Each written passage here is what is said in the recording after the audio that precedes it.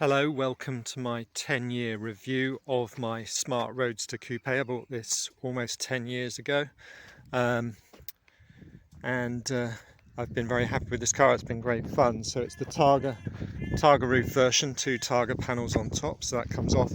It's not merely a Smart Roadster, which would be a notchback, but it's the Smart Roadster Coupe, so it's got the hatch. So let me just start by showing you the hatch. So on the key you can press that button to flip that up. So I've actually bought myself a spare wheel, which is just a standard early smart car wheel, quite a thin wheel, and it sits in here in winter. And in the summer, well, in winter I keep these in the loft, but these are the mounts, the polystyrene mounts for the roof, and they're quite few and far between. A lot have been lost or damaged, and the roof, when you take it off, the 2 panels fits into there, but of course this piece is further across here, so that can't be used in the summer if you're going to take the roof off, or you can't take it with you. So I keep a jack and some nuts suitable for a steel wheel in the front, so the front boot. So the engine compartment actually is here, and let's just see if I can open that a little bit, although that wheel is definitely in the way, but it's just in there, very closely packed. You really can't get into it. I changed the water pump on this car some years back, and you have to undo a bit of the suspension and lower the undo an engine mount a little bit and lower the engine ever so slightly. It took me about 5 hours, but I'm sure an expert can do it in 1. Anyway, but this car, because it's not a Brabus, doesn't have a exposed exhaust tip. So it has the hidden exhaust. Let's just go under there and we might be able to see a few things. So access to the filter, the oil filter, is down there. Very easy to come off. There's a plastic cover over it. You unscrew that and then the paper filter falls out. It's not a tin filter, so that's really nice and easy. And of course on these cars you don't have a sump plug to drain the oil. You just you stick a pump pipe in through the gauge, what, you know, not the oil filler cap, the your oil measuring dipstick thing, and you just suck the oil out. So it's much easier to change the oil on this car than a normal car, not having to use a sump plug. So you've got quite a fancy looking well, now I had to I've changed this cap here, and I managed to rescue the sticker off the original cap. So as you can see, it's a bit dirty, this car, sorry about that. I'm actually selling it, it's going tomorrow, which is why I'm doing it now. And these wheels are the spike line 3-spoke wheels, in my view the most elegant wheels. Sorry, I am repeatedly pausing this video as cars go past. So very nice type of wheel. I was tempted to paint them in a yellow, or put a coat on them in yellow, just to, it would almost look like a toy car at that point. Well, it almost does anyway, it's tiny. Right, okay, now I've actually had this repainted, and as you can see it's beginning to fade again after 8 years since it was painted, but I need to really cut it and get that back to its normal self.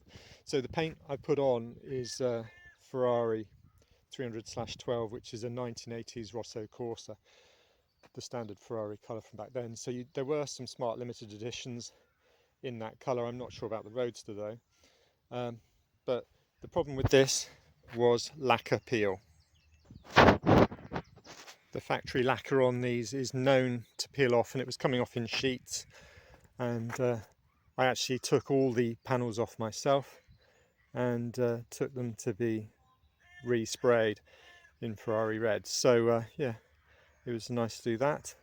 Anyway, so you can see we've got corrosion on these wiper arms here, one of those things. I've put modern blades on there, which is quite reasonable.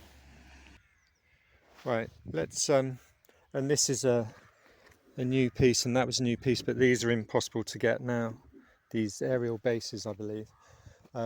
parts are getting harder to find. I put a new seal up here because one of the perennial problems with Roadsters, and why they only manufactured them for 2 years, was the roof leaks. But of course most Roadsters have a fabric roof with these plastic bars, well, fiberglass bars here, whereas these are the full things. These tend to corrode, so I took them off and resprayed them and got new plastic pieces, but these pieces degrade as well. So as you can see on this one, there's a bit of corrosion pitting in that. So and then while we're here, actually these side windows tend to mist up. I've had them resprayed in terms of, you know, cleaned off and then resprayed in a lacquer, but that's not great. So one option is potentially to wrap them in a tinted film or something, but I haven't done that. So yeah, if we look in the car, I'll just pop the frunk. We're going to do more inside in a minute. So you've got, the great thing about the coupe is you've got the space at the back. I mean, on the Roadster, the notchback, there is a bit of space, but not so much. And some people put luggage racks on the back, of course. But looking at the frunk, good size frunk.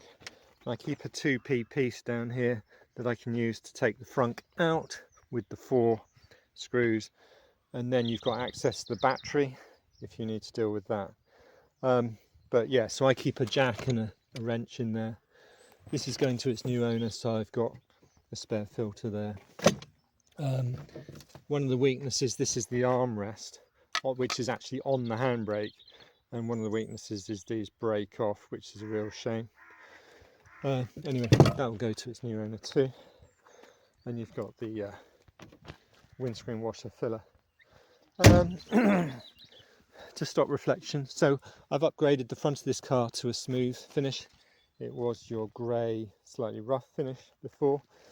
And you have these grooves here to stop the light reflecting from the headlights.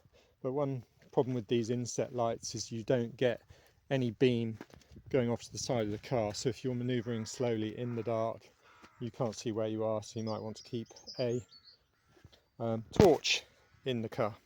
Right, so let's have a look. So one of the weak points on the car are the door mirror adjusters. They tend to come out of kilter. These pieces in here tend to bend. This one's okay, the driver's one is not. That should then fit over there, I guess. Another weak point, because they leak a lot, sometimes they leak down onto the speaker and ruin your speaker. So this car, before I got it, had some sealing work done on it, and then it's a matter of keeping silicone lubricant on there. Well, no, just keeping those clean and keeping them nice. But I haven't cleaned them in a while. But these rubbers you have to keep nice. But you do end up getting potentially water in the footwells. So when you park the car, you want to park it slightly nose down so that the water stays in the footwells. Now, the backing for the carpet is completely waterproof, so it just stays on top of the carpet. And then I keep a sponge and a microfiber towel. Sponge for bailing out. Microfiber towel is particularly useful in winter because, of course, that moisture in the car will condense onto the windscreen and potentially onto the roof. Now, in here, I've actually taken the roof lining was falling off, so it was foam backed and the foam was just falling apart. And I think actually one of the issues is because of the moisture in the car, it damages the adhesive, and that then falls off. So in a way you're better off with no roof lining, and then you'll get condensation on the roof, and it helps you keep the car drier, because obviously toweling the windows and the roof, you're actually removing water from the car, so that is quite useful. So I did have a couple of these bulbs fail. They're easy enough to refit. You can potentially damage the light bar when you're trying to remove the old bulbs. I've had to replace bulbs just normally. You don't necessarily want to replace them with LEDs, because then you'll get error messages potentially. There are headlight kits for the front of the car. The headlights are quite weak. They're just H7 lights. I've tried uprated H7 bulbs, but you know, 125% brighter, but they tend to burn out quite quickly, so I tend not to do that. So yeah, I mean, punctures, you can drive this car on a puncture, so whether you need a spare wheel, I don't know, but you wouldn't want to drive it far. In fact, I had a puncture at this corner, and if this was the inside sidewall of the tyre, actually it had broken all the way around, so it was completely shredded all the way around. You had the rim of the tyre still mounted and the tyre was still there, but I was able to drive the spare up to the car and put the replacement on. So you've got drum brakes on the back, discs on the front, of course, but that's fine. So let's just have a look inside the car. So I've got quite good options on this car. I've got the leather, I've got the paddles, which are steering wheel mounted paddles for the automated manual gearbox. I've got the dash pods for boost pressure and temperature, air conditioning, heated seats. There's 2 levels of air conditioning. You've got the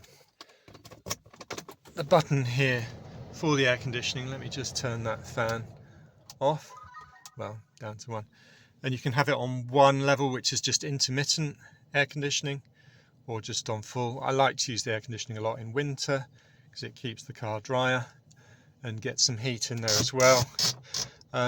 Now this is the direction of the ventilation, and that's kind of, I can't turn it that way. I've had a cable replaced, but I had asked the guy to free up. There's flaps in behind here that do the direction, and he didn't free them up. But anyway, it's not a big deal because that's just these vents, and they're in use anyway, as far as I can tell. These ball vents are interesting. You can just do that. Oh, sorry. Do that and that. So I tend to point them at the windows. Anyway, heated seats, so you can choose which seat you want, and you can put it on 2 or 1 as setting. So that's quite good. Looking at the dash, 109,453 miles, and I had a new clutch at about 100,000 miles. And of course you can drive these incorrectly and you can ruin the clutch, but so you have to know how to drive an automated manual, so you're not just creeping along all the time just burning out your clutch. Right, okay, and there we've got the this is really it's quite a nice action to it, that one.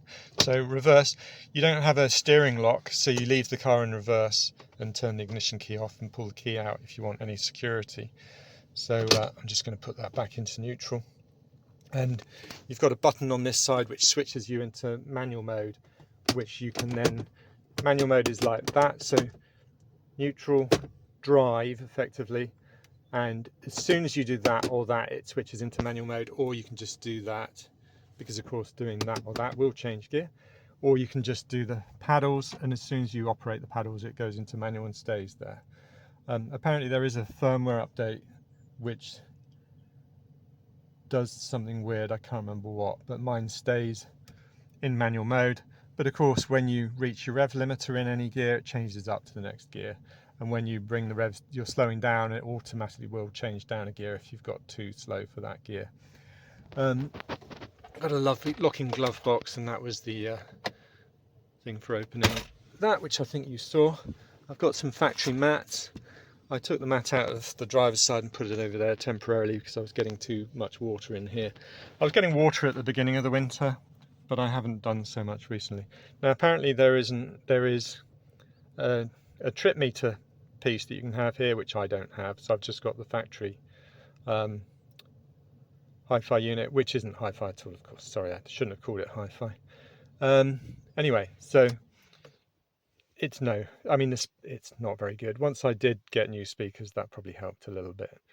Right, okay, well,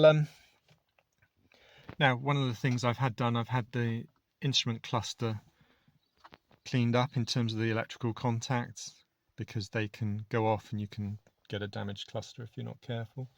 There's an item in here which is the receiver for underneath that, the receiver for the remote clipping of the key, and the immobiliser, and that died, just died. Anyway, I got one out of a scrap car, fitted it, no problem, 20 quid later, sorted. So on the whole, the cost of ownership hasn't been bad. I've had the brake lines done as well, completely under this car. So yeah, okay. Right, well, this video is going to be in a playlist of 2 or 3. I've actually got a dash cam, so I might put footage from the journey I'm about to do where you'll hear me talking, and I'm going to mount my camera over there and you'll be able to see me, and I'll talk through the driving experience. So you'll be able to go for that. Now the view out is pretty fine. Let's look at that while we're here. Because that's misted up, that doesn't help, so it'd be nice if that wasn't, but you've got good visibility. You've got, that's your rear view mirror view, and your mirrors are fine. I mean, this, yeah, like I said, this one's actually, I don't know what's happened to that one. I'm not going to look at it now. And I've got a Brodick phone mount, which is specifically for the Smart. It goes on around there, and then you can mount the mounting for your specific phone there, which is great. I should tighten that up, but I'm not using that anymore. So yeah, okay. So there'll be a playlist with some videos for this car. I've actually got a model car review of basically this identical car. I'll put that in the playlist as well, and I'll put links in the description, and at the end of this video there'll be links. So thanks for watching, and if you want, you can catch up with my driving impressions on the other video. Cheers.